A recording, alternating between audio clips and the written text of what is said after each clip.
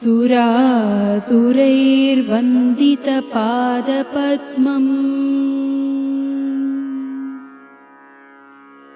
लोके जरारुग्भयमृत्युनाशम् धातारमीशं विविधौषधीनां नमामि धन्वन्तरिम् आदिदेवम् सुरासुरैर्वन्दितपादपद्मम् लोके जरारुग्भयमृत्युनाशम् धातारमीशं विविधौषधीनां नमामि धन्वन्तरिम् आदिदेवम् सुरासुरैर्वन्दितपादपद्मम् लोके जरारुग्भयमृत्युनाशम्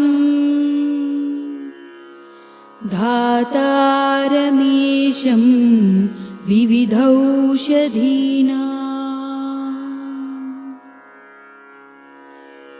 नमामि धन्वन्तरिम् आदिदेवम्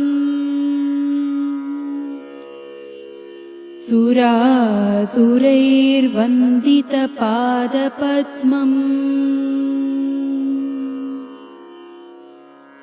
लोके जरारुग्भयमृत्युनाशम् धातारमीशं विविधौषधीनां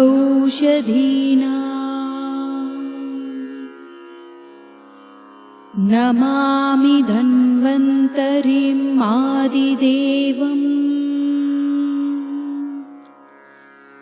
सुरासुरैर्वन्दितपादपद्मम्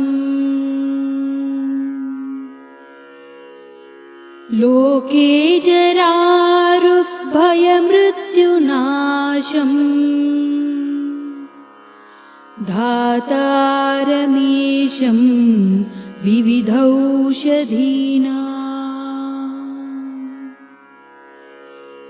नमामि धन्वन्तरिम् आदिदेवम् सुरासुरैर्वन्दितपादपद्मम् लोके जरारुग्भयमृत्युनाशम् धातारमीशं विविधौषधीनां नमामि धन्वन्तरिम् आदिदेवम्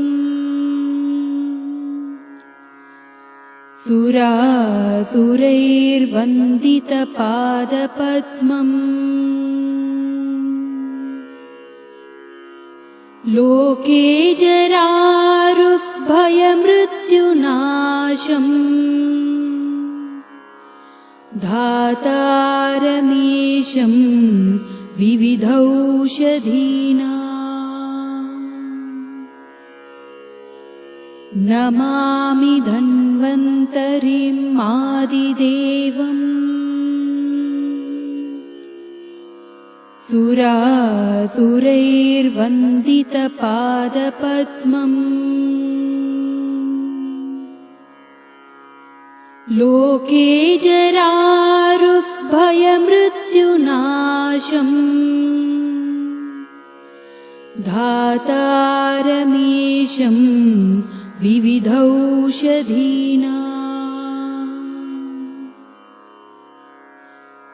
नमामि धन्वन्तरिम् आदिदेवम् सुरासुरैर्वन्दितपादपद्मम् लोके जरारुभयमृत्युनाशम् धातारमीशं विविधौषधीनां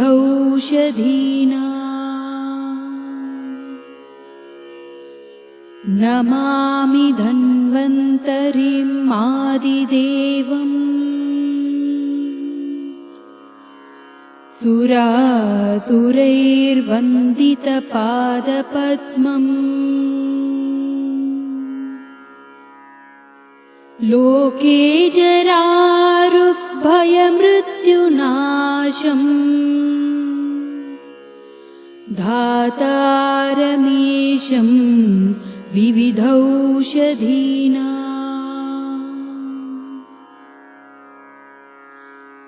नमामि धन्वन्तरिम् आदिदेवम् सुरासुरैर्वन्दितपादपद्मम् लोके जरारुभयमृत्युनाशम् धातारमीशं विविधौषधीनां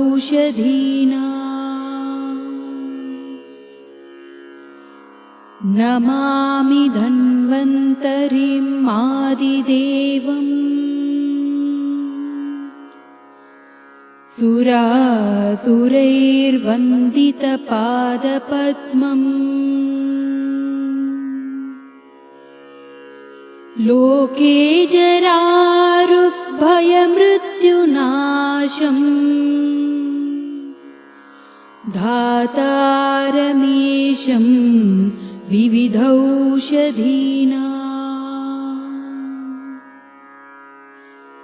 नमामि धन्वन्तरिम् आदिदेवम् सुरासुरैर्वन्दितपादपद्मम् लोके जरारुभयमृत्युनाशम् धातारमी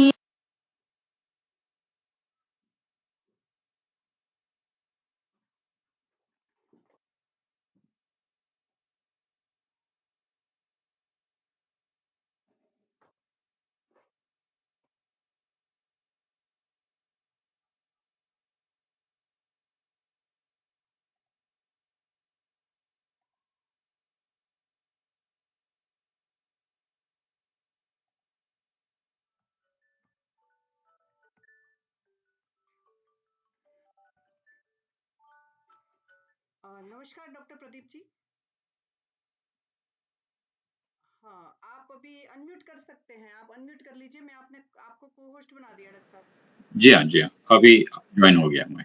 ठीक है, सॉरी फॉर इनकन्वीनियंस। नहीं, कोई बात नहीं। ओके मैं सबसे पहले सभी पार्टिसिपेंट से आपका एक बार परिचय करवाना चाहूंगी। जी। विश्व आयुर्वेद परिषद की ओर से आयोजित इस अनवरत व्याख्यान माला में आप सभी पार्टिसिपेंट्स का बहुत बहुत हार्दिक स्वागत है। और आज के स्पीकर का मैं सबसे पहले आप सभी के सामने परिचय रखना चाहूंगी और उसके बाद हम आज के व्याख्यान की शुरुआत करेंगे। जैसे कि आप सबको विदित है कि 2015 से व्याख्यान माला चल रही है। सर उधर से वॉइस बंद करिए, इको हो रही है। इस व्याख्यान माला का एक उद्देश्य है बहुत ज्यादा संख्या में श्रेष्ठ वैद्यों का निर्माण करना और उसी उद्देश्य को लेके हम चले हैं। और आज के हमारे स्पीकर का बहुत अच्छा सीवी है, मगर उसमें से जो सबसे बढ़िया बात है कि आज उनकी ओपीडी होने के बावजूद भी सर आज इमरजेंसी लेक्चर के लिए आपने तुरंत अपनी सहमति दी। किसी अन्य स्पीकर का था और वो कहीं कुछ आवश्यक कार्य से बिजी हो गए, तो आपने हमारा निवेदन तुरंत स्वीकार किया और मैं उनका और आपका दोनों का ही बहुत बहुत हार्दिक धन्यवाद करती हूँ कि आपने इस व्याख्यान माला के ज्ञान रूपी यज्ञ में आहुति देने के लिए समय निकाला। बहुत बहुत स्वागत है आपका। और अभी मैं सभी पार्टिसिपेंट्स के सामने आपका परिचय रखना चाहूंगी।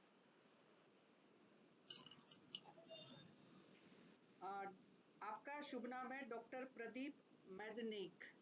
आभा आयुर्वेदिक पंचकर्मा हॉस्पिटल, आप सांगली में अभी वर्तमान समय में अपनी प्रैक्टिस करते हैं महाराष्ट्र में, और आपकी एजुकेशन BMS SGR आयुर्वेदिक महाविद्यालय सोलापुर से आपने कंप्लीट की। आपने बेंगलुरु एस व्यासा यूनिवर्सिटी से डिप्लोमा इन योगा भी आपने किया हुआ है, और अभी as a consultant Ayurvedic physician, panchakarma expert and औषधि निर्माण गाइड, उसमें आपकी विशेष अपनी सहभागिता है, और आप अपना बहुत अच्छा एक्सपीरियंस के साथ 25 साल से ज़्यादा एक्सपीरियंस के साथ इस फील्ड में अभी काम कर रहे हैं। आपने बहुत सारे NGOs में भी मैंने देखा आपने ड्यूटी निभाई हुई है। कहीं आप लाइफ मेंबर है, former president of the Ayurveda Vidyapeeth west zone में आप रहे हैं। एज अ प्रेजेंट टाइम आप एज अ सेक्रेटरी अपनी भूमिका निभा रहे हैं, और as a organization and you have conducted so many workshops and lectures in औषधि निर्माण, आयुर्वेदिक औषधि निर्माण. You have guided so many BMS students through संहिता वाचन, क्विज एंड औषध निर्माण एंड पंचकर्म. बहुत अच्छे टॉपिक है डॉक्टर साहब, इसीलिए महाराष्ट्र आप जैसे लोगों से आगे हैं. जब हम पढ़ते थे तब भी हम यही सोचते थे कि मराठी बंधु भगिनी हमेशा आगे रहते हैं, तो आप जैसे बहुत लोगों का उसमें सहभागिता है. You have delivered so many lectures in unique subject, जो आज का भी है कुपिपक्व निर्माण, और उसका हम क्लिनिकल प्रयोग भी देखेंगे. आपने बहुत सारी जगह पेपर प्रेजेंटेशन किया. You have road article in newspaper and periodical regarding the various subjects of the Ayurveda, especially in the lifestyle disorder, और जो वर्तमान समय की मांग भी है.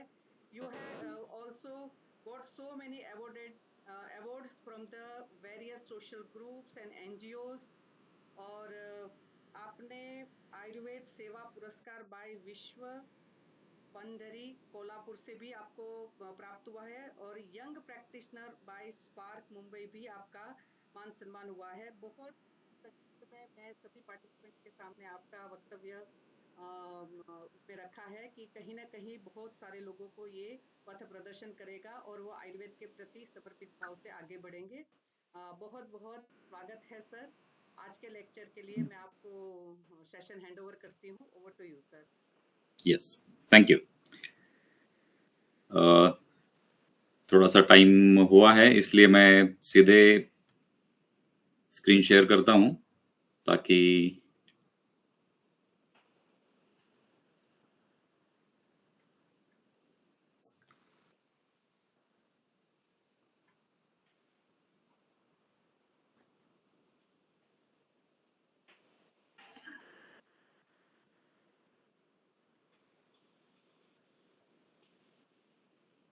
ओके. क्या मेरी स्क्रीन सभी को दिख रही है? जी डॉक्टर साहब. हाँ जी जी जी सर, एक बार अप एंड डाउन भी करके देख लीजिए, कई बार है ना. Am I audible? हाँ हाँ जी डॉक्टर साहब, आवाज ठीक से आ रही है. और स्क्रीन एक बार स्क्रीन थोड़ा अप एंड डाउन थोड़ी स्लाइड्स कर लेंगे ना, तो कई बार हो नहीं. हाँ हाँ हो रही है. ओके ठीक है, ठीक है. ओके, धन्यवाद. तो सबसे पहले भगवान धन्वंतरी को प्रणाम करके आज का विषय आपके सामने रखने का मैं प्रयास करूंगा. ये जो ज्ञान का यज्ञ 2015 से शुरू है, इसमें 436वां व्याख्यान प्रस्तुत करने का मुझे जो सौभाग्य प्राप्त हुआ है, इसके लिए मैं बहुत भाग्यशाली समझता हूं खुद को. और इस व्याख्यान के लिए मुझे जो आमंत्रण मिला, वैद्य हेतल दवे मैडम और जो सहयोगी वैद्य है मेरे, वैद्य सचिन उत्पाद जी, इन्होंने जो रिकमेंडेशन दिया, इनकी वजह से आज का ये व्याख्यान आपके सामने रखने का मुझे अवसर मिला है. बहुत बहुत धन्यवाद. हम जानते हैं कि कुष्ठ, ये जो विषय आज मैं आपके सामने रखने की चेष्टा कर रहा हूँ, प्रयास कर रहा हूँ, ये काफी बड़ा इसमें डोमेन है कि बहुत सारे अवस्थाएं इसमें स्किन रिलेटेड आ जाती है. और ये सब ज्ञान जो आयुर्वेद के हमारे ग्रंथों में समेटे हुए हैं, ये आयुर्वेद का ज्ञान जो है वो हमें गुरुओं से प्राप्त होता है. तो ये गुरुगम्य शास्त्र है. तो मैं मेरे सभी आदरणीय गुरुजन, यहाँ के सभी वैद्यगण और विद्यार्थी बंधु भगिनियों को मैं प्रणाम करता हूँ और आज का विषय आपके सामने रखता हूँ. ये जो अभी मैडम ने परिचय दिया था आपको, ये संक्षेप में परिचय आपके सामने है, लेकिन इससे भी थोड़ा सा अलग परिचय मैं खुद का मानता हूँ, और वो है कि मैं अभी आज भी आयुर्वेद का एक विद्यार्थी हूँ. तो ये इसी धारणा से मैं आगे चलता हूँ और अलग-अलग विषयों में अभ्यास करते हुए और मुझे जो ज्ञान प्राप्त हुआ या फिर जो अनुभव मुझे आए, इनको आपके साथ साझा करते हुए मैं काफ़ी सीखते जाता हूँ। तो मैं समझता हूँ कि सीखने का सबसे अच्छा तरीका है कुछ आप जो आपके पास आया है ज्ञान उसको बाँटो या फिर उसको आपको शेयर करो। तो ये ज्ञान देने का जो कार्य है इसमें एक जो अगला पड़ाव मैं डालने की कोशिश कर रहा हूँ। अभी जो बताया कि कुष्ठ जो व्याधि है, इसे हम संक्षेप में व्याख्या देखते हैं, कुष्णाति वपु इति कुष्ठः। तो यहाँ पे जो इमेज दिखाई है कि एक आइसबर्ग है, तो आइसबर्ग का सिर्फ ऊपर का हिस्सा हमें दिखता है जो काफी छोटा होता है, लेकिन उसके नीचे काफी बड़ा हिस्सा जो हमें हिडन है, जो दिखाई नहीं देता है, ऐसे कुष्ठ की अवस्था होती है। तो कुष्ठ जानते हुए सिर्फ ये त्वचा के ऊपर जो अवस्था आती है, इसको सिर्फ हम कुष्ठ नहीं कहेंगे, तो भीतर जाके इसके अंदरूनी अवस्थाएं जो है शरीर की, जो हमारे आयुर्वेद के हिसाब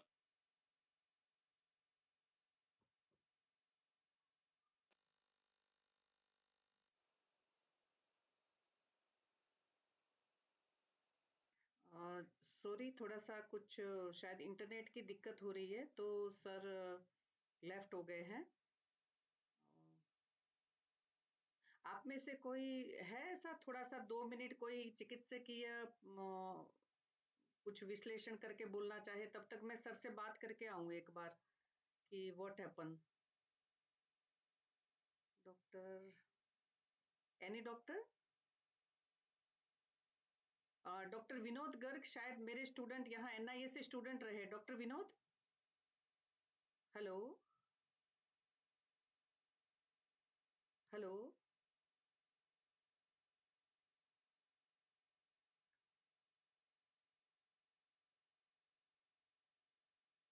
डॉक्टर साहब?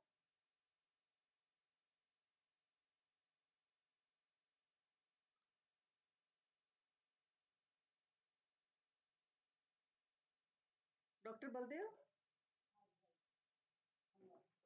हलवा भी है क्या? देख, यहाँ से तो ये हो गया खराब।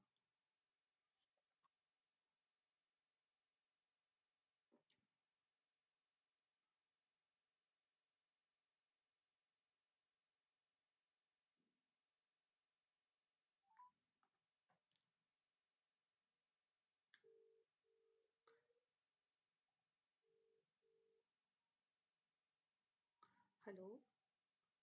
हाँ डॉक्टर साहब, आप लेफ्ट हो गए हैं।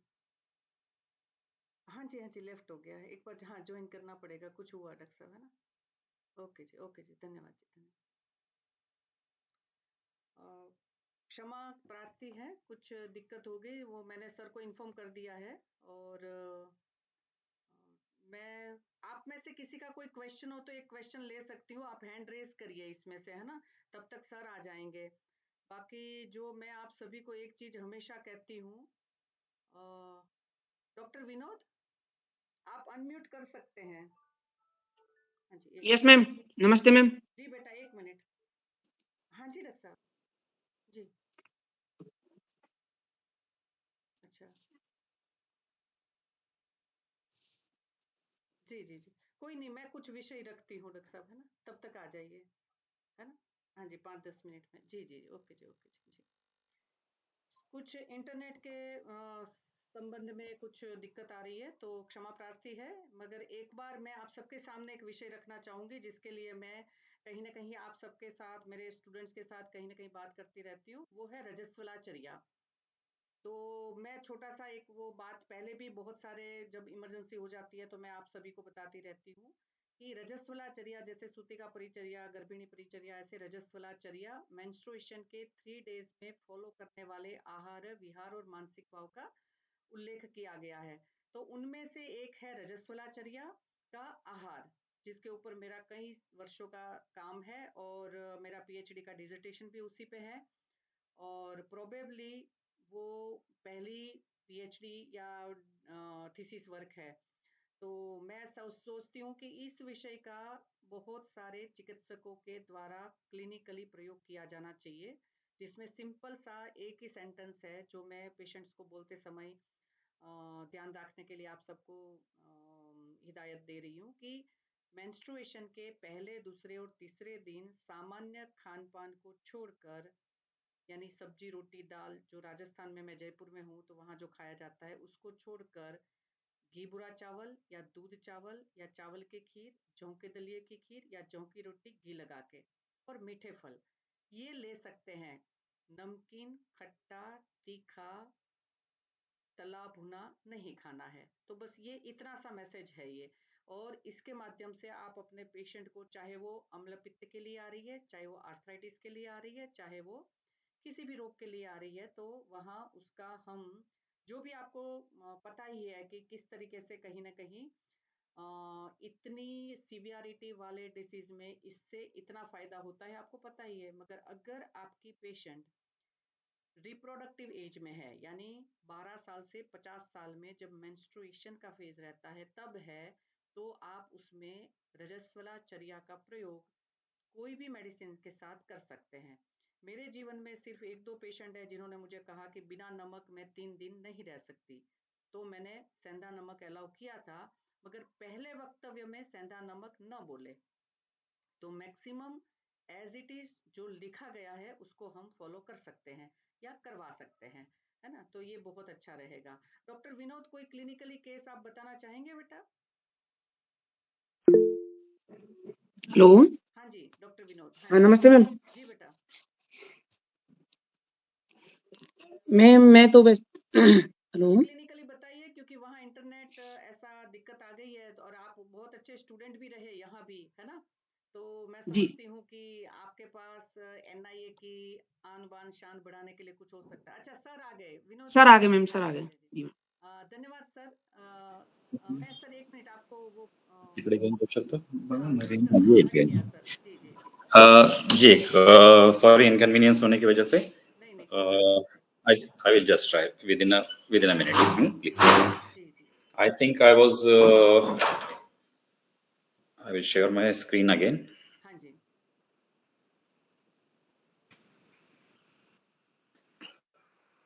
तो डॉक्टर उज्ज्वला ने कुछ पूछा है, मैडम ज्यादा पेशेंट अभी स्पोर्टिंग लेखन स्पोर्टिंग लेकर ही होगा, है ना, लाखन लेकर आते हैं।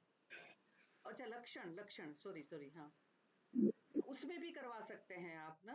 और उष्ण आहार विहार बंद करवा दीजिए साथ में, तो डॉक्टर उज्ज्वला बहुत अच्छा रहेगा, है ना। और डॉक्टर साहब स्क्रीन शेयर हो रही है मगर पीपीटी नहीं हो रही है। अभी स्क्रीन देख रहे हैं? हाँ पीपीटी आ गए हाँ जी। पीपीटी नहीं दिख रही है जी। हाँ जी आ गई डॉक्टर साहब, आ गई। Okay. तो I think I might have left from this slide. नहीं सर वो पहला ही था सर। हाँ आइसबर्ग, बस ये बोल शुरू रहे थे से। आप। हाँ जी हाँ जी, बस ये बोले थे आप। हाँ जी ओके ठीक। हाँ जी जी जी ओके। तो मैं कह रहा था कि कुष्ठ जो व्याधि है वो ये मतलब क्या कहते हैं उसको, एक व्याधि की अवस्था नहीं रहती है कि इसमें पूरा एंटायर शरीर जो है ये सभी इन्वॉल्व रहता है। तो इसको ध्यान में रखते हुए जब भी कुष्ठ का कोई भी हम प्रकार देखें, कोई भी अवस्था देखें, तो इसके लिए पूरे शरीर का हमें ध्यान रखना चाहिए और उसके हिसाब से व्याधि की चिकित्सा करनी चाहिए। तो इसमें मॉडर्न साइंस में जो बताया है कि ये लार्जेस्ट ऑर्गन है बॉडी का, या फिर बाहर के एनवायरनमेंट से हमें प्रोटेक्शन देता है। इसी के साथ में जो हमारे त्वचा को जो मॉइस्चर प्रोवाइड करता है ये, और दूसरी बात है कि हमारे शरीर का जो तापमान है वो मेंटेन रखता है, और इसी के साथ में ये टच और पेन सेंसेशन भी हमें त्वचा के माध्यम से ही महसूस होती है। ये अलग अलग स्तर जो बताए हैं, ऐसे ही स्तर आयुर्वेद में भी बताए गए हैं कि जैसे 7 अवस्थाएं, अवभासिनी, लोहिता, श्वेता, ताम्रा, वेदिनी, रोहिणी और मांसधरा। तो इसी के साथ में हम जब आयुर्वेदिक दृष्टिकोण से त्वचा के बारे में देखते हैं, सोचते हैं, तो त्वचा है हमारे एक स्पर्शन इंद्रिय है, और इसी के साथ में ये वात दोष का अधिष्ठान है। पित्त के अलग अलग प्रकार जो रहते हैं, इनमें भ्राजक पित्त का भी ये स्थान है। इसी के साथ में धातुओं में देखते हैं तो रस धातु की सारता जो है वो त्वचा की सारता पे या फिर त्वचा की प्राकृत अवस्था पे डिपेंड रहती है। इसी के साथ में जो मांस धातु का यह उपधातु है, और जो अलग अलग व्याधि के प्रकार बताए हैं इनमें औपसर्गिक रोगों में इनका विशेष स्थान है। इसी के साथ में आयुर्वेदिक जो अग्र संग्रह में बताए जाते हैं, इनमें दीर्घ रोगाणाम मतलब चिरकारी रोगों में श्रेष्ठ जो व्याधि है वह कुष्ठ है। तो कुष्ठ ये सभी पूरे शरीर के लिए व्यापने वाला, पूरे शरीर को ये इन्वॉल्व करने वाला ऐसा व्याधि है। तो इसके बारे में त्वचा, हमें पता है कि त्वचा सिर्फ दिखावटी चीज नहीं है। त्वचा का जो प्रभा, कांति या फिर ओज की अवस्था, इनका जो द्योतक है, इनमें जो शरीर में हमारे जो सभी सारवांत अवस्थाएं आती है, तभी त्वचा हमारी जो है वो प्रफुल्लित होती है, हम प्रसन्न दिखते हैं। तो इसको सिर्फ बाहर से बाहरी दिखावट के ये ऑर्गन नहीं है, ये जितना प्राकृत रहेगा वो पूरी प्राकृतता त्वचा की जो है वो हमारे शरीर के प्राकृत अवस्था पे डिपेंड है। तो जब हम त्वचा की व्याधियों की अवस्थाएं आज के करंट सिनारियो में देखते हैं, तो एक अलग अलग लेवल पे प्रैक्टिस चलती रहती दिखती है कि जो मेडिकल डर्मेटोलॉजिकल प्रैक्टिस है, जो मॉडर्न साइंस के तज्ञ करते हैं, इसी के साथ में कुछ लोगों ने इसमें आगे चल के कुछ मेडिको प्रैक्टिशनर है जिनने अलग एक ब्रांच निकाली है जिसे कॉस्मेटोलॉजी कहा जाता है आजकल, और इसकी भी प्रैक्टिस काफी अच्छी तरह से चलती है। बाद में आते हैं जो नॉन मेडिको है, जैसे कि ब्यूटी ट्रीटमेंट्स करने वाले, या फिर आजकल ब्यूटी पार्लर्स में भी ये त्वचा की ट्रीटमेंट की जाती है। तो इन ट्रीटमेंट्स को ध्यान में रखते हुए इनमें मेडिकल ट्रीटमेंट और नॉन मेडिकल ट्रीटमेंट, इसका हमें बाइफर्केशन करना चाहिए। और आयुर्वेदिक चिकित्सक जो चिकित्सा करते हैं, इनकी व्याप्ति काफी बड़ी है। ये सिर्फ त्वचा की चिकित्सा नहीं करते, तो ये पूरे शरीर की चिकित्सा करते हैं।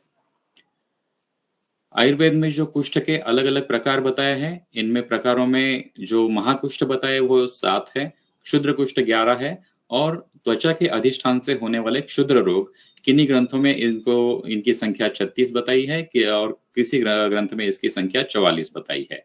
तो इनको ध्यान में रखते हुए हम त्वचा के अधिष्ठान से होने वाले सभी व्याधियों के बारे में एक संक्षेप में चर्चा करेंगे। इसके अलावा भी त्वचा के अधिष्ठान से होने वाले विद्रदी हो सकते हैं, या फिर विस्फोट अवस्था जो है उनको भी, जो कुष्ठ के बगैर इनको मेंशन किया गया है। और जो श्वेत्र है, या फिर हम कहते हैं श्वेत कुष्ठ या फिर किलास कुष्ठ, ये भी त्वचा के अधिष्ठान से होते हैं, लेकिन इनको कुष्ठ व्याधि में इनका सम्मिलित नहीं किया गया है। और त्वचा के अधिष्ठान से ही होने वाला और एक व्याधि है जो है शीतपित्त। तो ये त्वचा के अधिष्ठान से होने वाले चीजों के बारे में हमने संक्षेप में आपके सामने रखा। और जो मॉडर्न साइंस में बताया जाता है लेप्रेसी यानी कुष्ठ, ये पूरी अलग अवस्था है। महाकुष्ठों में कहीं पे इसका हम कोरिलेशन कर सकते हैं, लेकिन कुष्ठ यानी लेप्रेसी ये पहले दिमाग से निकाल देंगे, और तभी हम कुष्ठ व्याधि के बारे में अच्छी तरह से सोच पाएंगे। कुष्ठ में जो अलग अलग दोष प्राधान्य बताए गए हैं, इनमें महाकुष्ठ के बारे में कापाल कुष्ठ वात प्रधान है, उदुम्बर कुष्ठ पित्त प्रधान है, मंडल कुष्ठ कफ प्रधान है, रुष्यजीव वात पित्त डोमिनेंट रहता है, पुंडरीक जो है वो कफ पित्त प्रधान रहता है, सिद्म जो है वात कफ प्रधान, और काकणक जो है वो सन्निपातिक रहता है। तीनों दोषों के प्रकोप से होता है। ये तो महाकुष्ठों के बारे में। फिर भी यहाँ पे बताया कि सर्वेषु अपि त्रिदोषेषु, सभी कुष्ठ जो है वो सभी तीनों दोषों के दृष्टि से होती है। जिन प्रकार में जो डोमिनेंस रहता है उसके हिसाब से इसका नामाविधान किया जाता है। तो अलग अलग कुष्ठों के जो प्रकार हम देखते हैं प्रैक्टिस में, उसमें से कुछ आपके सामने इमेजेस रखे हैं।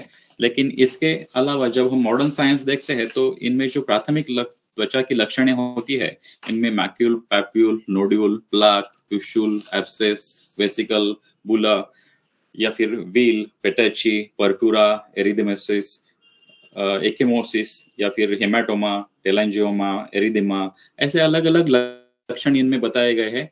इसके अलावा जो दुय्यम लक्षण है, इसमें स्केलिंग होता है त्वचा का, या फिर क्रस्ट होते हैं, अल्सरेशंस हो सकते हैं, या फिर लाइकेनिफिकेशन होता है, या कहीं जगह पे इनमें दरारें आती है, फिशर हो जाते हैं, या फिर इरोजन्स होते हैं जिनको हम राग पाक बोल सकते हैं। कभी कभार इनमें साइनसेस डेवलप हो जाती है, या फिर स्कार भी होता है, या फिर कभी कभी व्रण वस्तु के रूप में किलॉइड भी हम देखते हैं। तो ये अलग अलग त्वचा के जो प्रेजेंटेशंस होते हैं, इनमें से हमें आगे जाके देखना है कि इनके प्रकार का या फिर इनके अवस्था का कैसे हम ज्ञान करें। तो इनमें सबसे प्रमुख है, लक्षणों के आधार पर मैं इनका जानने की कोशिश करता हूं कि जो अवस्थाएं हैं उनमें दोष का डोमिनेंस कौन सा है, कौन से दोष के दृष्टि से या फिर प्रकोप से ये अवस्था आती है। आगे चल के जब हम थोड़ा सा और भी डीपर उसमें अंडरस्टैंडिंग करते हैं तो कौन से दोष कौन से गुणों से दुष्ट हुए हैं, जिनको हम बोलते हैं कि अंशांश कल्पना जो होती है, जो गुण की दृष्टि बताते हैं। जैसे कि हम कहेंगे कि वात दृष्टि है तो वात दृष्टि में रुक्षता बढ़ गई है, या फिर खरता बढ़ गई है, या फिर और कुछ गुण बढ़ गया है, या फिर उनमें वृद्धि हो गई है या क्षय हो गया है। इसी के साथ में एक साथ में दो दोषों का संसर्ग हो सकता है, या फिर दो तीन दोषों का सन्निपात अवस्था भी हो सकती है। इसी के साथ में इनका जो दूष्य होते हैं अलग अलग, इनमें ये रस अधिष्ठान से हुए हैं, रक्त अधिष्ठान से हुए हैं, मांस अधिष्ठान से हुए हैं, या फिर ये दोषों के उपधातु जो बताए, दूषों के उपधातु उनसे हुए हैं। इनके बारे में हमें जानकारी लेनी जरूरी है।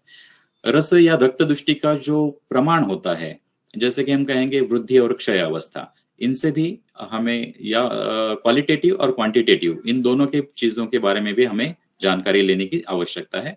और त्वचा, आयुर्वेद ने एक बहुत बड़ा संदर्भ बताया है कि कौन कौन सा भी त्वचा व्याधि है उनमें आप कृमिजन्य अवस्था का जरूर ध्यान रखें। कृमि की अवस्थाओं का या फिर उनके एग्जिस्टेंस के बारे में जो है उनके बारे में आप कोरिलेशन जरूर करें।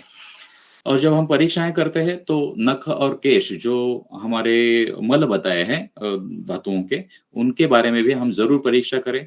त्वचा की सारता की, या फिर जिसे हम कहेंगे कि उसकी क्वालिटेटिव कंडीशन क्या है, इसके बारे में हम जरूर परीक्षा करें। अष्टविध परीक्षाएं दी है, उनमें हमें स्वेद परीक्षा जो बताई है उसके बारे में जरूर ध्यान रखें, क्योंकि ये त्वचा से ही हमें स्वेद का ज्ञान होता है। अगर अस्वेद है या फिर अतिस्वेद है तो भी हमें अलग अलग अवस्थाएं दिखती है। जैसे त्रिविध परीक्षा बताई है, जैसे दर्शन, स्पर्शन और प्रश्न। हालांकि सभी त्वचा व्याधियों में दर्शन परीक्षा सबसे प्रभावी रहती है, क्योंकि जैसे ही हम पेशेंट को देखते हैं उसकी त्वचा का जो दृश्य स्वरूप हमारे सामने आता है, आधा डायग्नोसिस हमारा वहीं पे हो जाता है। लेकिन पूरा उसका ब्यौरा जानने के लिए या फिर उसका डीपर अंडरस्टैंडिंग के लिए हमें तीनों परीक्षाएं, दर्शन, स्पर्शन और प्रश्न, तीनों का हमें ज्ञान लेना जरूरी है, परीक्षाएं करनी जरूरी है। और एक बात है कि ये व्याधि स्वतंत्र अवस्था से हुआ है या किसी दूसरे व्याधि का ये परतंत्र स्वरूप है। जैसे कि हम कहते हैं कि प्रमेह पीड़िका है, या फिर किसी अन्य व्याधि में त्वचा का अधिष्ठान पे आने वाली कोई डिस्कलरेशन है, तो ये परतंत्र अवस्था है या स्वतंत्र अवस्था है। या फिर किसी कई कई कंडीशन में दो व्याधियां एक साथ में हमें दिखती है, जैसे कि हम देखते हैं कि जैसे सोरियाटिक आर्थराइटिस है, जो ये दो व्याधियां एक साथ में रहती है, चलती है हमेशा। जैसे कि उसमें त्वचा का भी अधिष्ठान होता है और संधियों में भी होता है। ये एक ऑटोइम्यून डिसऑर्डर है, लेकिन इसके बारे में हम अलग दृष्टिकोण से देखेंगे बाद में। तो जिसको हम कहते हैं कि फाइनल डायग्नोसिस, तो मैं कहता हूं कि फाइनल डायग्नोसिस की हमें गड़बड़ी नहीं करनी चाहिए। कभी कभार ऐसे होता है कि जैसे बुक पिक्चर दिखाया गया है उसके अलावा भी हमें कंडीशंस हमारे सामने आती है, तो इनको हम कभी कभी अनुक्त व्याधि भी कह सकते हैं। जैसे बताया है कि जो विकल्प संप्राप्ति हम समझते हैं, नानाविध दुष्टि दुष्टेन प्राकृतावा वैकृतावा, जैसे कि प्राकृत अवस्था दोषों की, दुष्टि अवस्था की, विकृत अवस्था, अनुबंध्य रूपोवा, अनुबंध रूपोवा, ये इसमें अनुबंध हो या फिर ये अनुबंध्य अवस्था में हो। एकशोवा, एक दोष से हो, द्विशोवा, दो दोषों से हो, त्रिशोवा, तीन दोषों से हो, या सभी दोषों से समस्त हुआ। अन्यश्च भावेर्वा, अन्य भाव अवस्था, इनमें कोई इन्वॉल्वमेंट है, या फिर जो गुण है, वृक्षादि भी गुण है उनके तरतम अवस्था, ऐसी दोषों के जो दोषादि विकल्पने विकल्पमाना विकल्पयंती इति विकारान, इन सभी को जो है वो अनुक्त व्याधि में डाला गया है।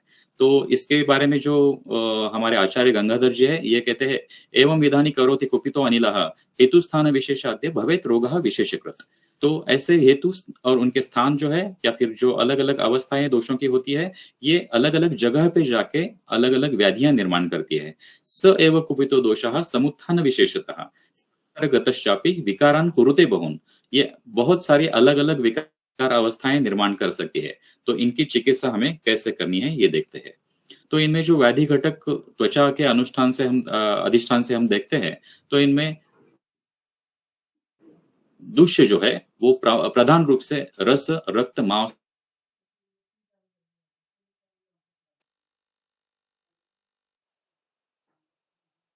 का होती है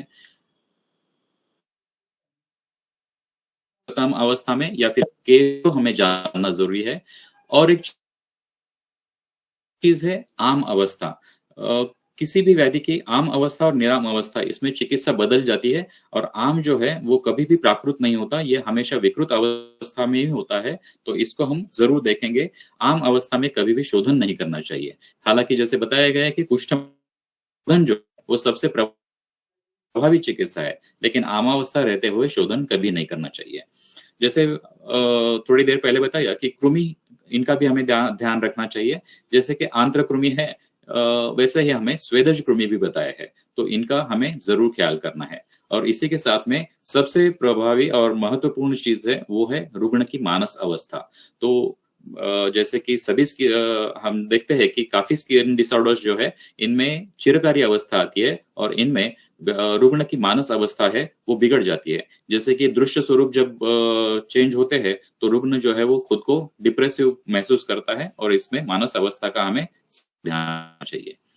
जैसे हम देखते हैं कि वात दोष की अगर दुष्टि अवस्था आती है तो इनमें जो दुष्ट गुण लक्षण दिखते हैं उनमें त्वचा के ऊपर कृष्ण वैवर्ण्य आता है। जैसे कि हमें पता वैवर्ण्य आ जाता है काफी हद तक। वात का गुण ही रुक्ष है, तो ये त्वचा के अधिष्ठान से रुक्ष गुण जो है वो बड़ा के जो पेशी अवस्था है इनमें दृढ़ स्थिति निर्माण करता है। परुषता, जिसको हम बोलते हैं कि एक रफनेस आ जाता है, जो तत्व होता है वो क्षय हो जाता है। इसी के साथ में वली, जैसे हम बोलते हैं कि साथ में कहीं कहीं त्वचा वेदियों में वेदना भी दिखती है। तो ये वात दृष्टि के यहाँ पे लक्षण है। इसी को हम मॉडर्न के अवस्था से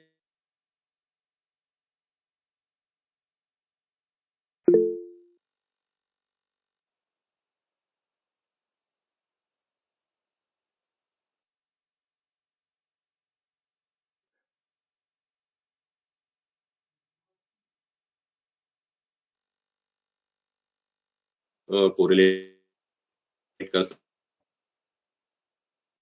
हैं। कभी बढ़ देता है। पीटिकाएं होती है ज्यादा जब पित्त दृष्टि की अवस्था होती है त्वचा पे, या फिर दाह लक्षण दिखता है। उष्ण स्पर्श होता है वहां पे। और इसी के साथ में पित्त का जो और एक लक्षण है स्पर्श, बार उसमें रक्तस्राव होता है, या फिर कभी पाकावस्था बढ़ते बढ़न से देखेंगे रेडिस डिस्कलरेशन डॉक्टर साहब आवाज काफी ब्रेक हो रही है। along me. हाँ doctor Pradeep ji. Okay, I will try. जी जी ओके जी। जी जी। हाँ अब ठीक है, अब ठीक है। हाँ Okay, I will. Okay, okay. हाँ हरीश जी। हाँ जी।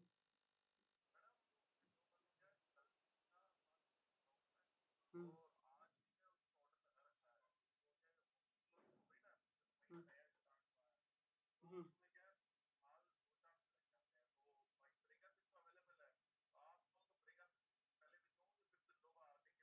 कितने कितने दिन तक भिजवा पाओगे?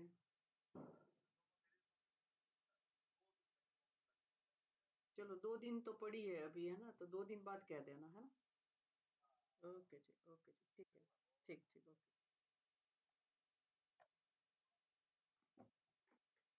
Hello hello. शायद फिर से सर, स्पीकर सर वो हो गए हैं लेफ्ट। डॉक्टर विनोद आप कुछ शेयर करना चाहेंगे बेटा? Hello doctor Vinod.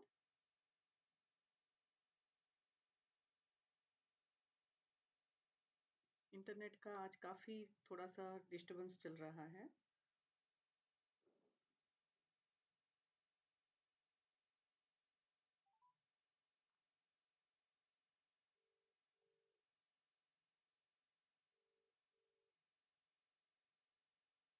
हाँ डॉक्टर साहब आप लेफ्ट हो गए सर, है ना। जी जी जी। हाँ जी हाँ जी, कोई बात नहीं, इसलिए मैंने तुरंत ही फोन कर दिया। जी जी जी ओके जी ओके जी। और हेलो और एक। हेलो। हाँ हाँ हाँ डॉक्टर विनोद आप कुछ जो रजस्वलाचर्या के बारे में डॉक्टर उज्ज्वला ने पूछा था कि nowadays there are so many patients है ना जिनकी स्पॉटिंग ऐसे प्रोलॉन्ग चल रही है, लंबे समय तक चल रही है, तो उसमें दो चीज का ध्यान रखें। एक तो उसका उष्ण आहार विहार बंद करवाने चाहिए है ना, जैसे दही, शिमला मिर्च, लहसुन, बैंगन, ऐसे गर्म तासीर, चाय, कॉफी, ग्रीन टी, ये बंद करें। और सौम्य आहार विहार होने चाहिए। टाइम पे सोना, टाइम पे उठना, ये बहुत ज्यादा जरूरी है। और साथ में ये रजस्वलाचर्या का पालन लंबे समय तक भी कर सकते हैं ना, जैसे मैंने अभी 3 दिन ही बताया है। अगर किसी का हैवी फ्लो 8 डेज है तो आप 6-7 दिन भी कर सकते हैं, 5 दिन भी कर सकते हैं। या फिर एक टाइम का सौम्य खाना और एक टाइम का भी कर सकते हैं कि एक टाइम में रजस्वलाचर्या का खाना खा ले और एक समय में कुछ जो भी उनके प्रकृति और घर में जैसा बनता है वैसा खाना खा ले, है ना। तो इस तरीके से भी रजस्वलाचर्या का मॉडिफिकेशन करके आप यूज कर सकते हैं। वेलकम सर जी। या हाँ जी। Ma'am, I am extremely sorry, बार बार ये डिस्कनेक्शन हो रहा है। हाँ जी, कोई बात okay okay, so I will start once again. जी डॉक्टर।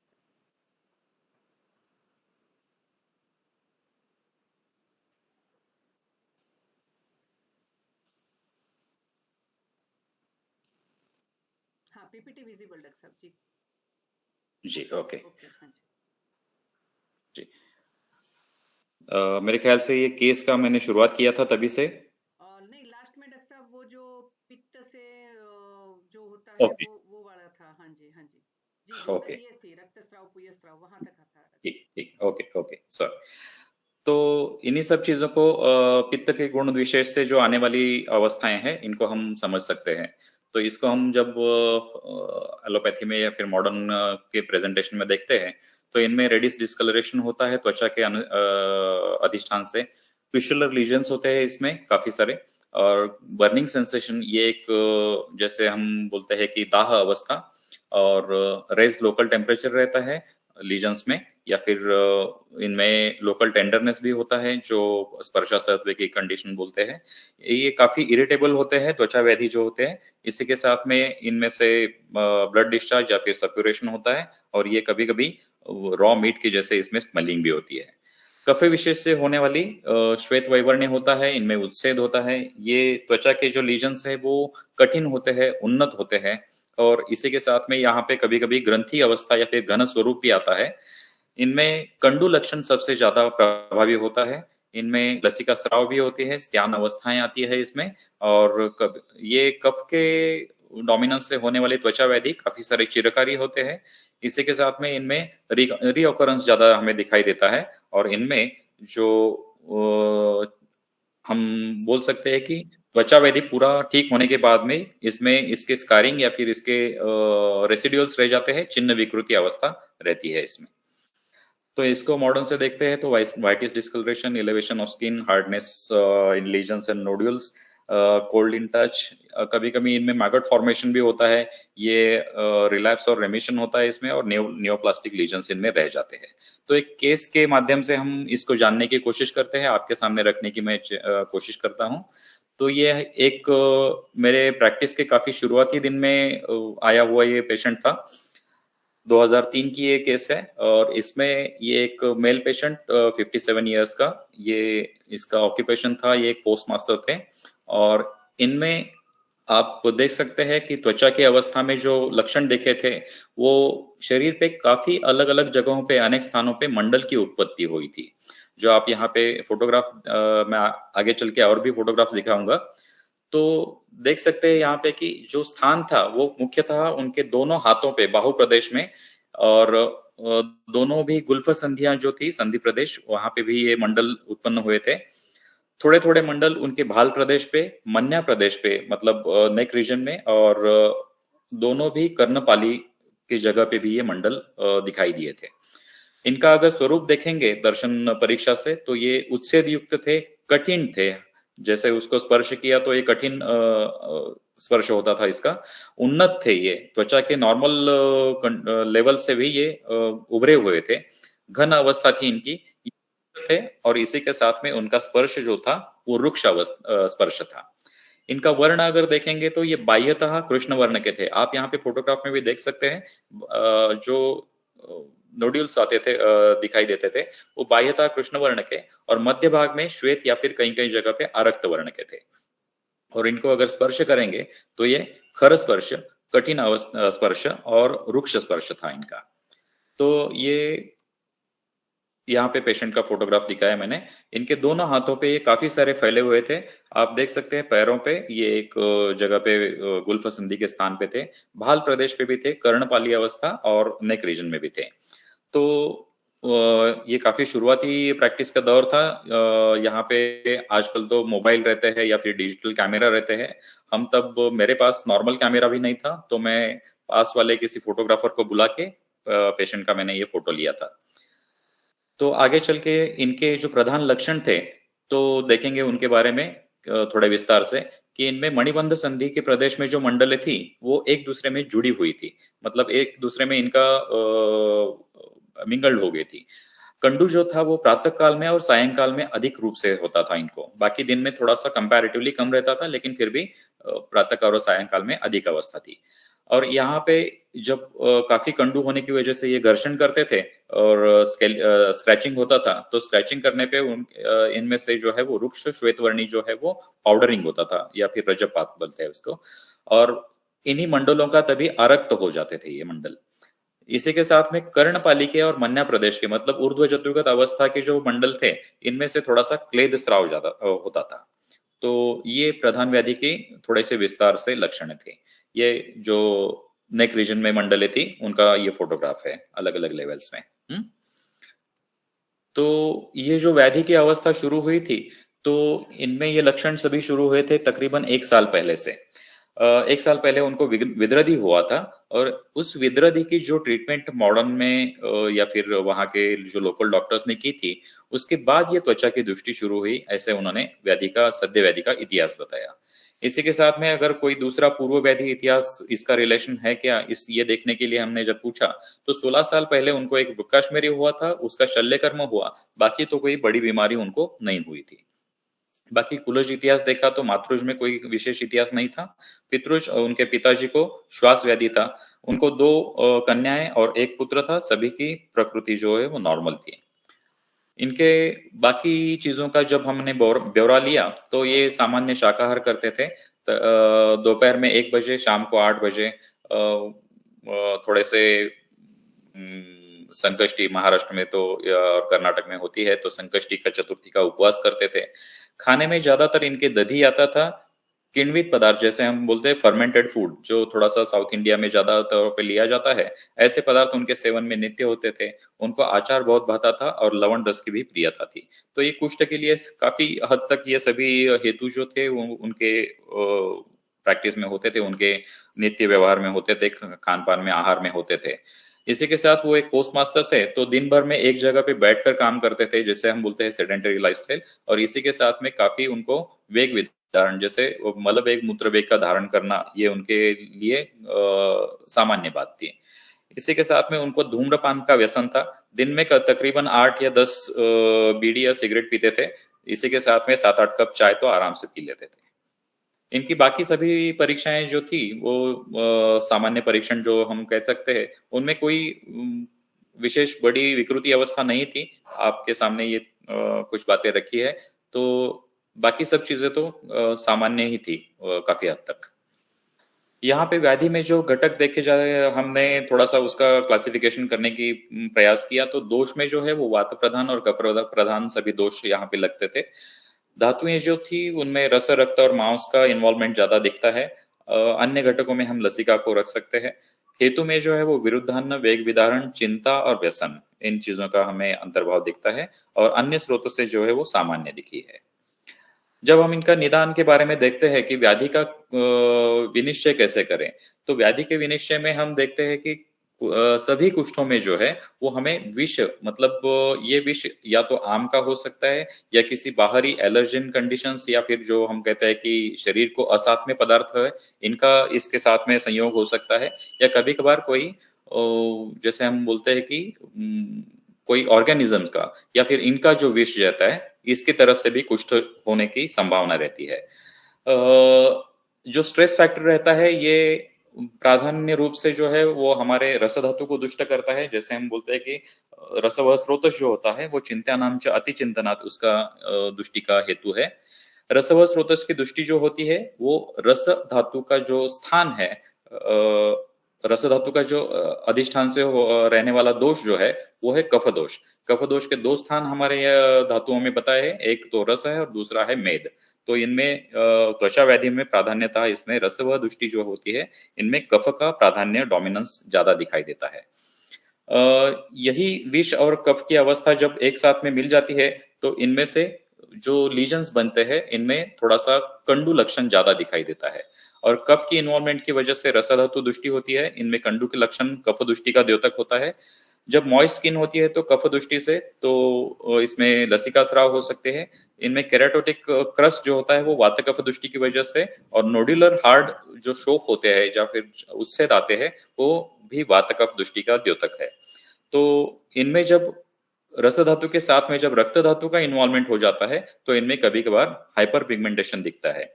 और जब मॉइस्ट ऐसी कंडीशन होती है त्वचा की तो इसमें लसिका स्राव दिखना काफी हद तक हम देख सकते हैं। तो यही सब चीजें हमने जब आयुर्वेद के हिसाब से देखी है तो यही है चिंता, मूल कारण विरुद्धाहार विहार और आचरण है। चिंता यह मानस हेतु रस व स्रोतस की दृष्टि करती है जो रस दृष्टि का प्रधान हेतु है। आहार हेतुओं की वजह से रस धातु और उसके बाद कफ दोष दुष्ट हो जाती है। आम विष और दुष्ट कफ से कंडू लक्षण उत्पन्न होता है। दूषित कफ रस धातु के स्थान पे कंडू लक्षण और लसिका स्राव निर्माण करता है कफ की वजह से। त्वचा का खुरदरापन वात से होता है। त्वचा का मोटापन कफ की वजह से होता है। ग्रंथिल घन और उत्सेद जो होते हैं जो वात कफ दृष्टि से होते हैं। रक्त धातु से इसमें आरक्तता दिखती है तो और त्वचा के अधिष्ठान से कभी कभी लसिका स्राव भी हो सकते हैं। तो हम वात कफ प्रधान ऐसे इसका प्राइमरी डायग्नोसिस करके जब आगे चलते हैं तो महाकुष्ठों में जो प्रकार बताया है वो वात कफ प्रधान महाकुष्ठ जो है वह है सिद्ध कुष्ठ। इनमें तकरीबन यही सभी लक्षण दिखाई देते हैं, जैसे कि श्वेत ताम्र तनु यद रजो घृष्टम विमुंचति। जब भी इसको हम घर्षण करते हैं तो उनमें से रज मतलब पाउडरिंग हो जाता है। और इसका दूसरा लक्षण जो बताया गया है कि इसका वर्णन जो है वो अलाभो पुष्प वर्ण या फिर अष्टांग हृदय में बताया गया है दौग्धिक पुष्पवत। तो ये सिद्ध कुष्ठ का जो है वो प्रेजेंटेशन है। जब हम क्षुद्र कुष्ठ के बारे में देखते हैं तो क्षुद्र कुष्ठ में जो प्रकार बताए हैं उनमें से जो वातकफ प्रधान क्षुद्र कुष्ठ है वो है चर्माख्य है, एक कुष्ठ है, कीटिभ है, विपादिका है, अलसक है। तो ये सभी है वातकफ प्रधान। चरक चिकित्सा में बताया है, इसी के साथ में अष्टांग हृदय में भी यही नाम बताया है। लेकिन कहीं कहीं पे हम देखते हैं जब कंपैरिजन करते हैं तो कुछ लक्षण अलग अलग अवस्था में हमें दिखाई देते हैं। चर्म कुष्ठ का चरक संहिता में जो लक्षण बताया है वो हस्ती चर्मवत। एक कुष्ठ का बताया है मत्स्य शकलोपम। कीटिभ का बताया है किर्ण खर स्पर्श। और इसी के साथ में विपादिका में पाणिपाद स्फुटनम। और अलसक का जो है वो कंडू उसमें ज्यादा रहता है, सराग अवस्था रहती है इसमें। तो ये सब अवस्थाएं वातकफ प्रधान कुष्ठों की जो है वो हमें चरक संहिता और अष्टांग हृदय में देखने को मिली है। तो हस्ती चर्म कैसे पहचाने? तो जैसे हाथी की चमड़ी होती है इस तरीके से वहां पे मोटापन आ जाता है, खुरदरापन आ जाता है, रुक्षता आ जाती है, उत्सेद आ जाता है। ये सब अवस्थाएं जो है वो हस्ती चर्म की होती है।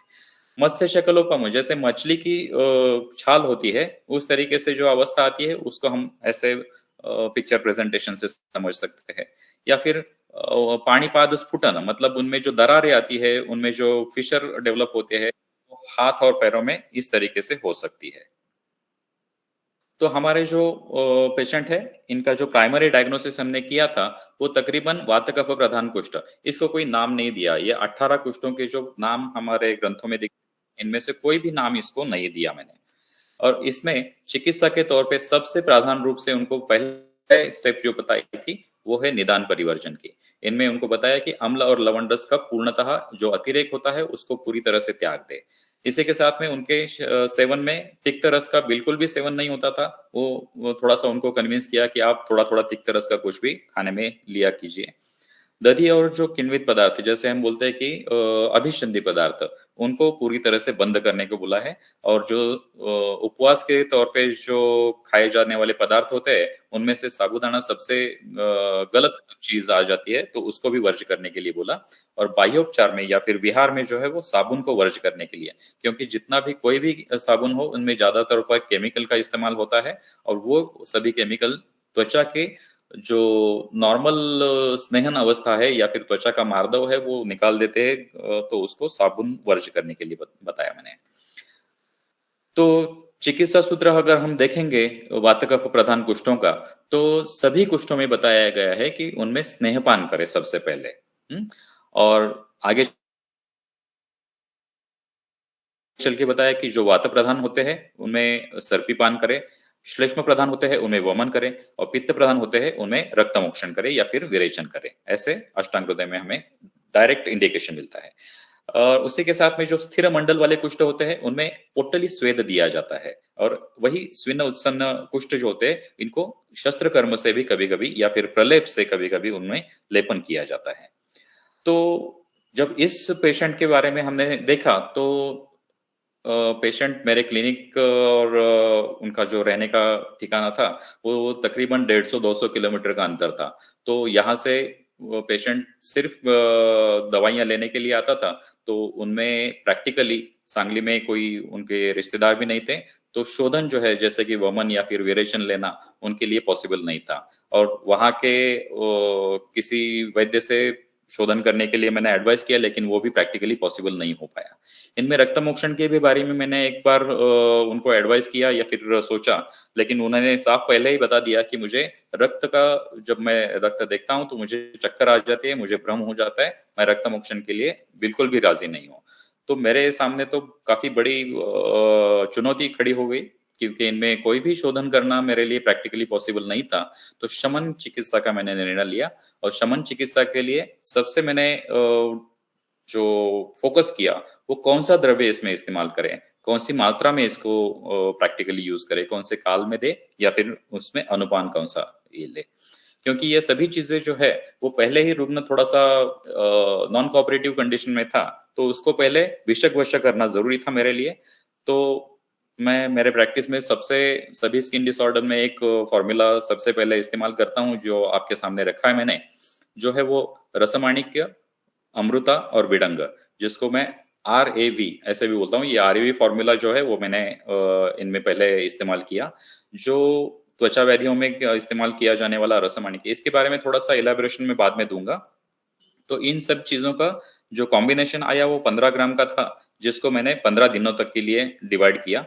और एक डोज जो है वो 500 मिलीग्राम का सुबह और शाम को दोनों बार के खाने के बाद, जैसे हम बोलते हैं व्यानोदान काल, और सिंपल अनुपान दिया, क्योंकि इसमें कोई कषाय या फिर कोई घृत या फिर कोई आसवारिष्ट इसका अनुपान में रुग्ण के कॉपरेशन मिलने तक नहीं ले सकता था। तो इसको मैंने कोष्ण जल का अनुपान दिया, सामान्य अनुपान।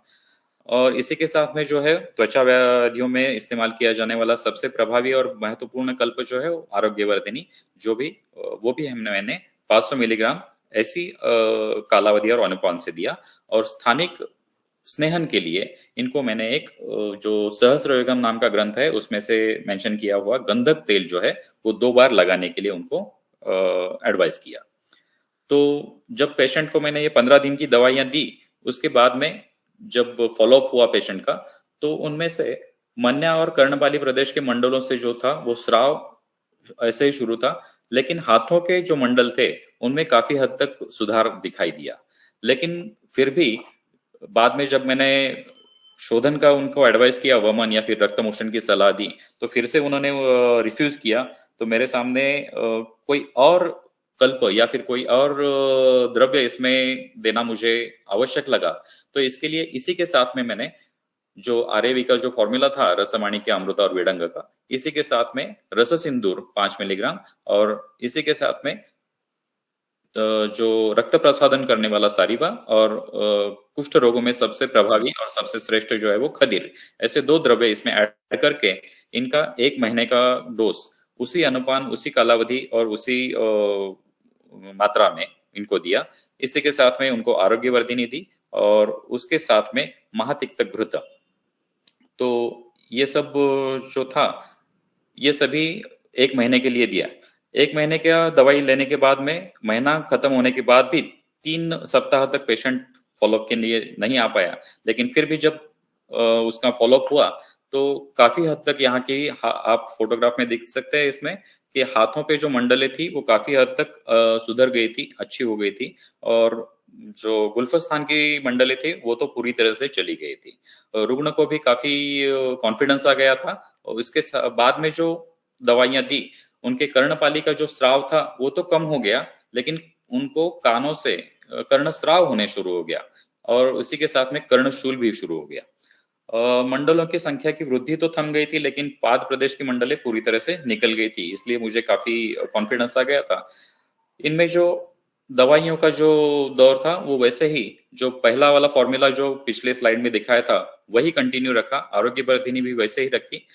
जो स्थानिक तेल था, वो गंधक तेल की बजाय जात्यादि तेल शुरू किया, और इसी के साथ में अभ्यंतरतः महातिक्तघृत, वो भी उसी डोज में शुरू रखा, और जो कर्णस्राव और कर्णशूल हो रहा था, इसके लिए एक क्षार तेल दिया, जो 2-2 बूंदे दोनों कान में दिन में तकरीबन 3-4 बार डालने के लिए उनको एडवाइस किए। यही सभी फ़ॉर्मूला कंडीशन जो है, वो फिर से 1 महीने के लिए दी थी। 1 महीने के बाद फिर से पेशेंट जो था काफ़ी दूर से आता था, तो प्रैक्टिकली दवाइयाँ खत्म होने के बाद भी 1-2 सप्ताह का, या फिर कभी-कभी उससे भी ज़्यादा उसमें गैप आ जाती थी। बाद में जब रुग्ण आया, तब उसका कर्णस्राव और शूल पूरी तरह से कम हो गया था। मंडलों की संख्या वैसे ही थी, उसमें कुछ ज़्यादा बदलाव नहीं आया था। तो वही सभी कंडीशन, वही सभी लाइन ऑफ ट्रीटमेंट जो है, वो वैसे ही कंटिन्यू रखी, और थोड़ा-सा उनको जो बाह्य स्वेदन का जो एडवाइस था, उनको एक प्रैक्टिकल एडवाइस दिया कि जब भी आप नहा के आते हैं, गर्म पानी से नहाते हैं, तो उसके बाद आने के बाद जो टॉवेल इस्तेमाल करते हैं, वो थोड़ा-सा खुरदरा या फिर रफ टॉवेल यूज़ कीजिए, जैसे टर्किश टॉवेल होता है, वैसे उनको वो इस्तेमाल करने के लिए बोला। तो वो स्क्रैचिंग जो उनको भी अच्छा लगता था कि बाद में स्क्रैचिंग किया तो निकल जाता है, और कंडू जो था वो कम होते हुए उनको दिखाई दिया था। तो यही सभी ट्रीटमेंट 30 दिनों तक ऐसे आगे भी चलती रही। उसके बाद में फिर से 1 महीने का गैप हो गया। मंडलों की संख्या काफ़ी हद तक कम हो गई थी, कंडू भी काफ़ी हद तक कम हो गया था, मंडलों का उच्छेद भी कम हो गया था।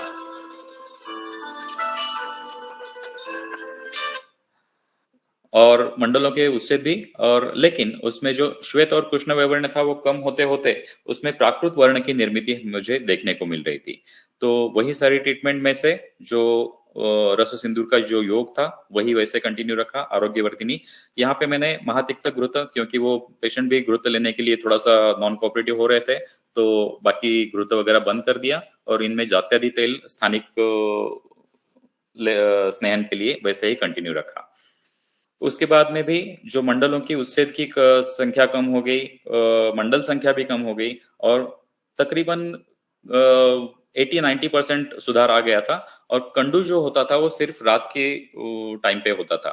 तो सिर्फ मैंने आरोग्यवर्धिनी भी बंद कर दी वहां पे, और वो उनको सिर्फ वही रस सिंदूर, रसमाणिक्य, विडंग, अमृता, सारीवा और खदीर, ऐसा जो योग था, रस सिंदूर योग जैसे मैं बोलता हूँ, वो योग उनको कंटिन्यू रखा, और बाकी सभी दवाइयां जो थी वो बंद कर दी। इसके बाद में रुग्ण को भी काफी अच्छा महसूस हो रहा था। काफी दिनों का, एक तकरीबन 3 महीने का गैप डाल के फिर बाद में आया। तो आप देख सकते हैं यहाँ पे उनकी पहले फोटोग्राफ में जो कंडीशन थी और बाद में जो कंडीशन आई है, इनमें काफी हद तक सुधार हुआ था, और ये सभी हो पाया था सिर्फ शमन चिकित्सा की मदद से। तो बाद में जो ऑब्जर्वेशन किया, उसमें हाथों का, पैरों का सभी मंडलें खत्म हो गई थी। मध्य प्रदेश की त्वचा में जो थी वो कठिनता थी, जो वैसे पूर्व अवस्था जैसी थी, उसी के साथ में मंडल संख्या कम हो गई। कंडू जो था वो एकदम थोड़ा सा हल्का सा बचा हुआ था, और जो मैं कहूंगा कि लेफ्ट हैंड में उनकी मंडलें थी वो सिर्फ अत्यल्प दिखती थी और कृष्ण वैवर्णिक की थी। वैसे ही बाकी सभी दवाइयां बंद करके रस सिंदूर का योग जो था और जात्यादि तेल जो था स्थानिक लगाने के लिए, वैसे ही कंटिन्यू रखा 1 महीने के लिए। और बाद में सिर्फ उनको मध्य प्रदेश की जो मंडलें शेष बची हुई थी, उसके लिए बाद में मैंने एक जो बोलते हैं विपादिकाहर घृत तेल, जिसको ये एक वैश्य रत्नावली का फॉर्मुलेशन है, जिनमें ये बताया गया है सभी वातकवच कुष्ठों में। तो इसको जो यमक स्नेह है, विपादिकार यमक स्नेह, इसको इस्तेमाल करने के लिए उनको लोकल एप्लीकेशन के लिए दिया। तो यहाँ पे देख सकते हैं हम फलन निष्पत्ति जो हुई थी, रुग्ण की पहली कंडीशन और आखिरी वाली कंडीशन, इनमें काफी हद तक विदाउट शोधन चिकित्सा हम ये अचीव कर पाए थे। तो ये इसका थोड़ा सा हम जब औषधों का विवेचन करते हैं तो महातिक्त घृत हम जानते हैं सभी कुष्ठों की अवस्था में इसको सिद्ध घृत के तौर पे इसकी योजना की जाती है। जहां पे भी खरता, रुक्षता या फिर क्लेद अवस्था होती है, वहां पे संघात नाशनार्थ ये एक बहुत अच्छा काम करने वाला स्नेहकल्प है, मार्दव उत्पन्न करता है त्वचा में। आरोग्यवर्धिनी सबसे प्रभावी कुष्ठ का ही कल्प है। ये इनमें सबसे बड़ी अवस्था में, बड़ी मात्रा में जो है ये मलनाशिनी है, मल शोधिनी है, जिसमें सबसे ज्यादा मात्रा में कटुका आ जाती है। ये एक बहुत अच्छा क्लेदग्न और कुष्ठग्न कल्प है। धातु मलों का विशेष रूप से ये शोधन करता है, रक्त की शुद्धि करता है और इसी के साथ में सूक्ष्म धात्वग्नियों को वर्धन करते हुए आम का पाचन करता है। रसमाणिक्य हम जानते हैं ये एक हरताल का कल्प है। ये तीक्ष्ण, व्यवाही, विकाशी, ये एक्चुअली हरताल जो है वो जिसे हम बोलते हैं कि आर्सेनिक है, ये आर्सेनिक ट्राइसल्फाइड होता है। तो ये हरताल जो है वो बहुत ही अच्छा व्यवाही विकाशी है क्योंकि ये विष है, आशुकारी अवस्था में काम करता है और ये बहुत अच्छा कुष्ठग्न है। ये हरताल जो इस्तेमाल किया जाता है इसके बारे में रसमाणिक्य बनाने के लिए वो आगे चल के मैं थोड़ा सा बताऊंगा। और इसमें जो रस सिंदूर का इस्तेमाल किया ये एक कुपिपक्व रसायन है। ये हम जानते हैं सभी कुपिपक्व रसायन जो है पारद और गंधक से बनने वाले, इसमें रस सिंदूर सबसे प्रधान कल्प है। यह सबसे अच्छा सूक्ष्म स्रोतोगामी है, डीपर पेनिट्रेशन होता है इनका। जिस किसी अन्य द्रव्य के साथ में इसको हम इस्तेमाल करते हैं उसका गुणवर्धन करता है, योगवाही होता है और ये बहुत ही अल्प मात्रा में बहुत लाभकारी होता है। तो जो रसमाणिक्य के बारे में बताया जी, ये एक येलो आर्सेनिक बोलते हैं इसको, आर्सेनिक ट्राइसल्फाइड। इसको जब रसरत्न समुच्चय में कुष्ठहारी बताया है, इसी के साथ में रसमाणिक्य बनाने की जो प्रक्रिया है वो आगे चल के मैं बताऊंगा। लेकिन इसको साथ में बताया है कि ये सभी प्रकार के कुष्ठों में सबसे प्रभावी है। तो ये जो हरताल होता है इसको अभ्रक पत्रों के बीच में रख के इसको जब हम हीट करते हैं तो उसका कंडीशन बदल जाती है और उसका निर्माण जो है वो रसमाणिक्य में होता है। जैसे माणिक्य वर्ण के जो उसकी प्रशस्ति बताई गई है, ये विष है। इसको इस्तेमाल करते हुए कुछ चीजों का ध्यान अवश्य रखें, इसकी मात्रा, इसका कालावधि, इनको अवश्य ये करें। ये ज्यादा तौर पे महिला रुग्णों में देने की वजह से उनमें पुष्प रुत बताया गया है, जैसे कि उनकी जो मेंस्ट्रुअल डिसऑर्डर इसमें डेवलप कर सकता है, तो इसको सावधानी से इस्तेमाल करना है। जो कुपिपक्व रसायन है रस सिंदूर, उसके बारे में बताया। जो हम रस सिंदूर बनाते हैं वो इस पार्ट से बनाते हैं जिसमें योग रत्नाकर का ये पार्ट है। जो पारद है, पारद से चतुर्थांश गंधक और उसके चतुर्थांश जो है नवसागर इस्तेमाल करते हैं। इसको कांच कुपी में रख के, कांच कुपी को वालुका यंत्र में रखते हैं।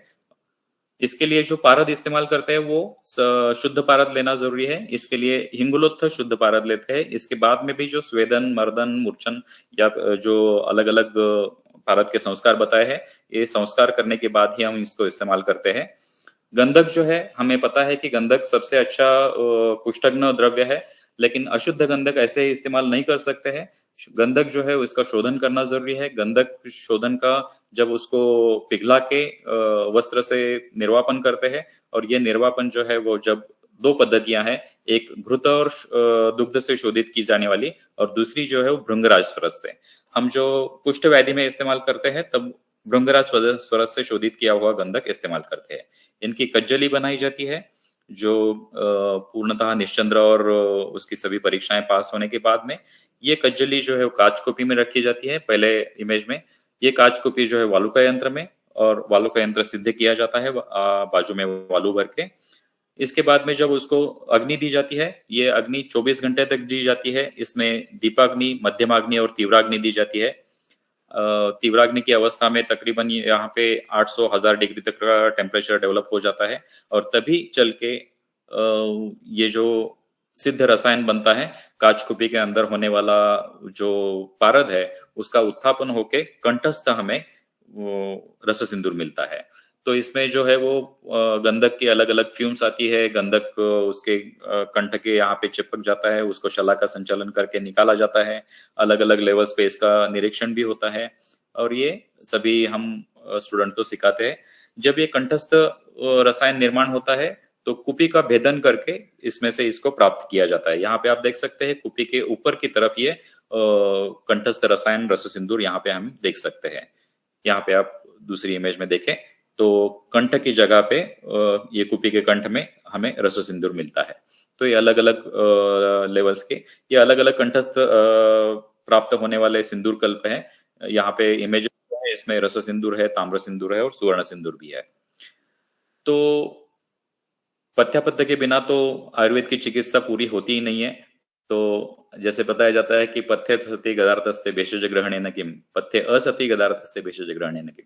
तो यहाँ पे हम बोल सकते हैं कि बिना पथ्यापथ्य की ट्रीटमेंट पूरी नहीं हो पाती है। तो आजकल जो चलने वाली, मैं प्रैक्टिस में जब बाकी सभी कुष्ठों की पेशेंट को या फिर आते हैं उनमें बताता हूँ, पाक क्रिया में बदलाव तो होने चाहिए, लेकिन टीवी चैनल्स में जो आजकल अलग अलग फूड शो होते हैं, इनमें जो भी पदार्थ है एक दूसरे में मिलाकर खाने की जो प्रैक्टिस आजकल चल रही है, ये सभी विरुद्धान्न है। इसको सबसे पहले बंद करें।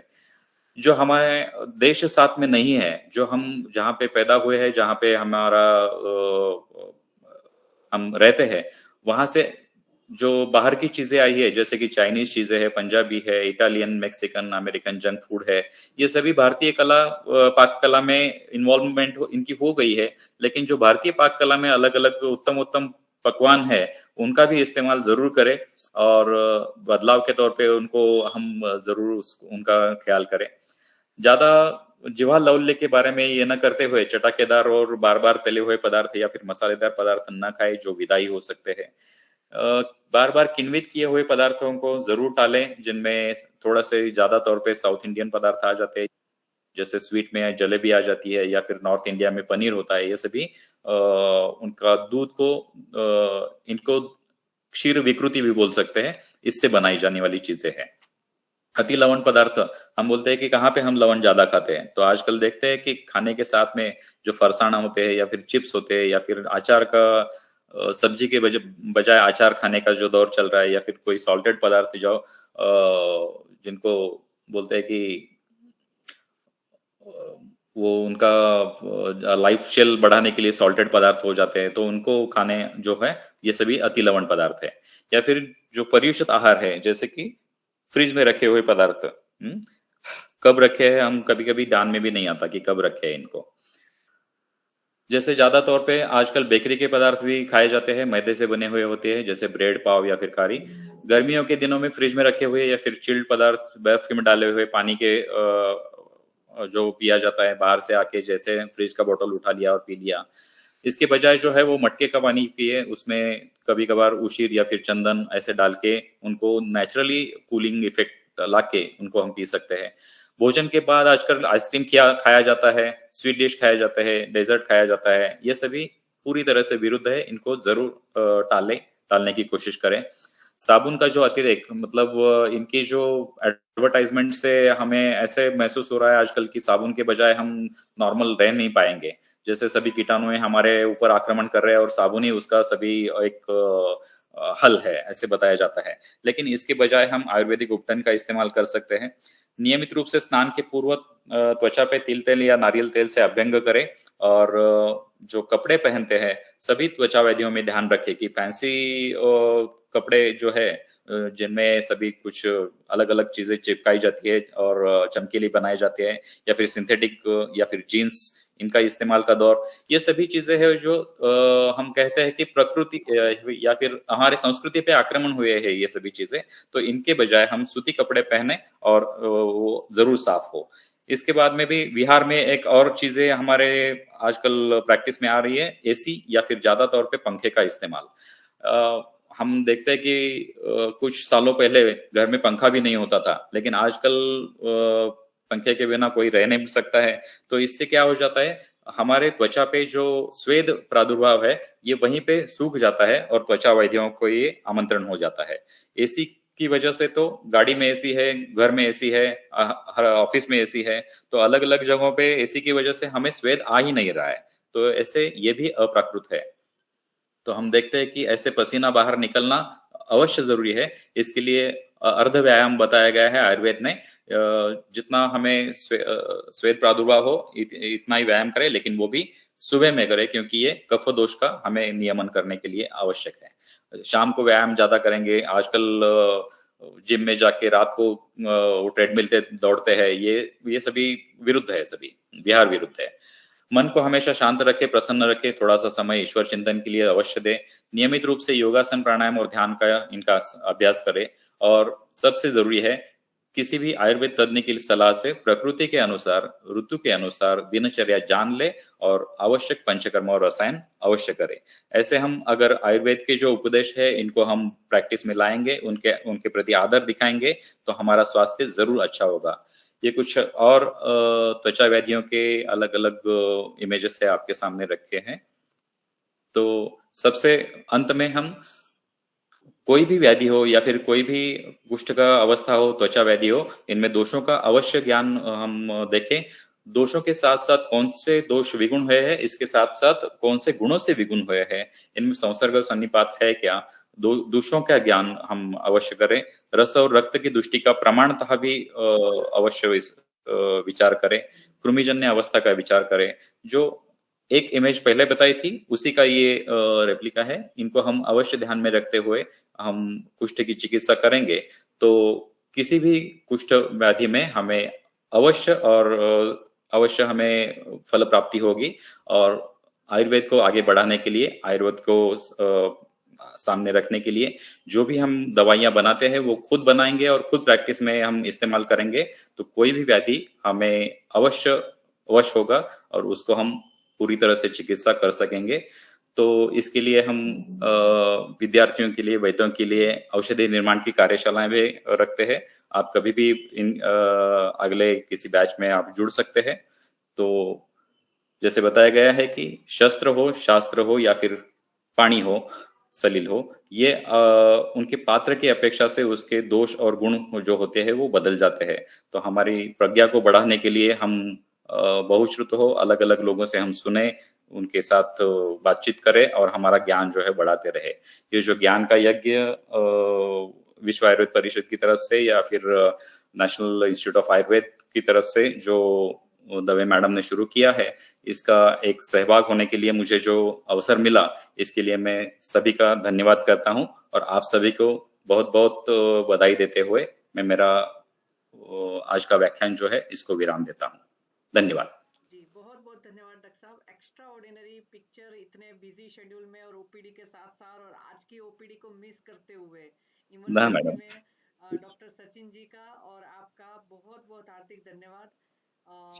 क्योंकि जब भी ऐसी 2-3 महीने में एक इमरजेंसी होती है तो कहीं ना कहीं ऐसा लगता है कि अब फटाफट कौन मिलेगा, और आप तुरंत ही खड़े हो गए और ओपीडी के टाइम क्लैश करे ना, जैसे ही आपने मैसेज डाला तो बस मैं तुरंत फोन नहीं कर पाई और मैं सोच रही थी कि अभी करती हूँ और घर में कुछ काम आ गया और तुरंत ही आपने मैसेज किया, नहीं ma'am I will manage. Ayurveda के लिए तो हम कभी भी सामने आ सकते हैं, कोई दिक्कत नहीं है। आयुर्वेद हमें आगे लेके जाना है, बढ़ाना है, और इसको आपने जैसे बताया टैगलाइन है आपकी कि इसको हमारी भारतीय चिकित्सा पद्धति का प्रधान चिकित्सा पद्धति बनानी है। तो इसमें जब भी आपको महसूस हो कि हम उसमें कुछ योगदान दे सकते हैं तो कभी भी आप बुला सकते हैं मुझे। धन्यवाद। बहुत बहुत धन्यवाद डॉक्टर साहब, अंतःकरण से धन्यवाद। जी, और धन्यवाद शब्द छोटा है मगर मैं समझती हूँ कि पता है बहुत इमरजेंसी हो जाती है सर, एसिडिटी हो जाती है, इतनी इमरजेंसी रहती है और आपने बहुत अच्छा साथ निभाया। डॉक्टर साहब 2-3 क्वेश्चन कुछ बच्चे पूछना चाहें ले ले सर।